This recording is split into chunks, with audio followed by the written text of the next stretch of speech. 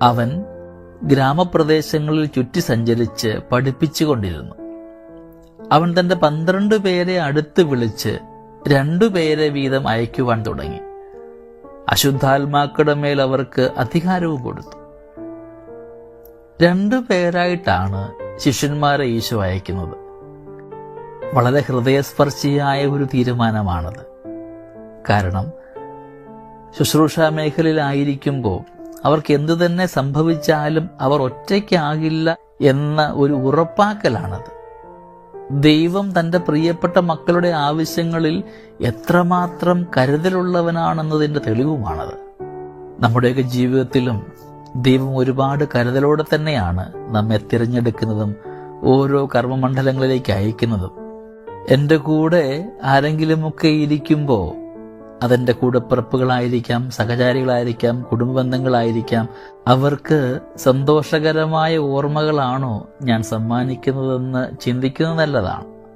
ഒപ്പം എൻ്റെ നന്മയ്ക്കു വേണ്ടി ദൈവം എനിക്ക് തന്നവരെ, അതാര് തന്നെ ആയിരുന്നാലും, മാതാപിതാക്കള്, ജീവിത പങ്കാളി, സൗഹൃദങ്ങള്, നമ്മുടെ പുരോഹിതര്, നമ്മുടെ സമർപ്പിതര്, ഇവരെയൊക്കെ ദൈവത്തിന്റെ സമ്മാനമായി കണ്ട് നിധി പോലെ സൂക്ഷിക്കുവാനായിട്ട് നമുക്ക് സാധിക്കുന്നുണ്ടോ?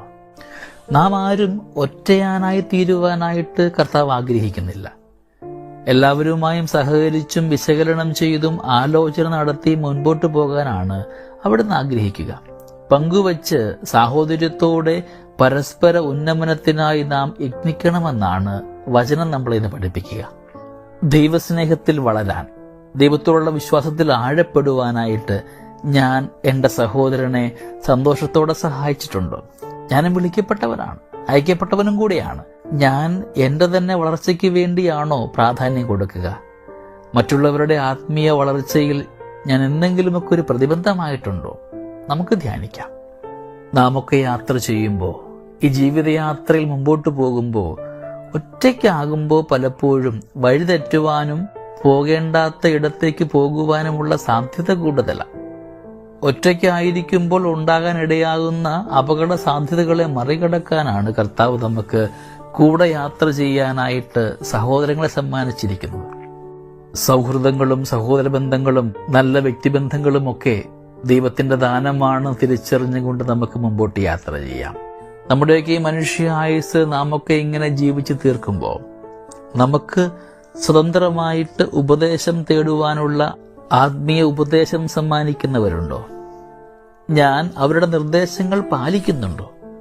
ഞാൻ എപ്പോഴെങ്കിലും എൻ്റെ സഹചാരികളെ തെറ്റായ പാതയിലേക്ക് നയിച്ചിട്ടുണ്ടോ? വിശുദ്ധമായ മാമോദീസായിലൂടെ നാം ഓരോരുത്തരും അയക്കപ്പെട്ടവരാണെന്നുള്ള തിരിച്ചറിവിലേക്ക് നാം വളരുവാനായിട്ടും കടന്നു ചെല്ലുന്ന ഇടങ്ങളിലൊക്കെ ക്രിസ്തുവിന്റെ സമാധാനം കൊടുക്കുവാനായിട്ട്, സമാധാനം സ്വീകരിക്കേണ്ട ഇടങ്ങളിലൊക്കെ സമാധാനം സ്വീകരിച്ചുകൊണ്ട് തിരുത്തപ്പെടേണ്ടവയെ തിരുത്തി മുമ്പോട്ട് പോകുവാനായിട്ട് നമുക്കിന്ന് പരിശ്രമിക്കാം. അതിനുള്ള കൃപയ്ക്ക് വേണ്ടി നമുക്ക് പ്രാർത്ഥിക്കുകയും ചെയ്യാം. ദൈവം നമ്മളെ എല്ലാവരെയും സമൃദ്ധമായി അനുഗ്രഹിക്കട്ടെ. നമ്മുടെ കർത്താവ് യേശുമിശിഹായുടെ കൃപയും പിതാവായ ദൈവത്തിന്റെ സ്നേഹവും പരിശുദ്ധാത്മാവിന്റെ സഹവാസവും നമ്മുടെ കൂടെ എന്നും ഉണ്ടായിരിക്കട്ടെ, ഇപ്പോഴും എപ്പോഴും എന്നേക്കും. ആമേൻ.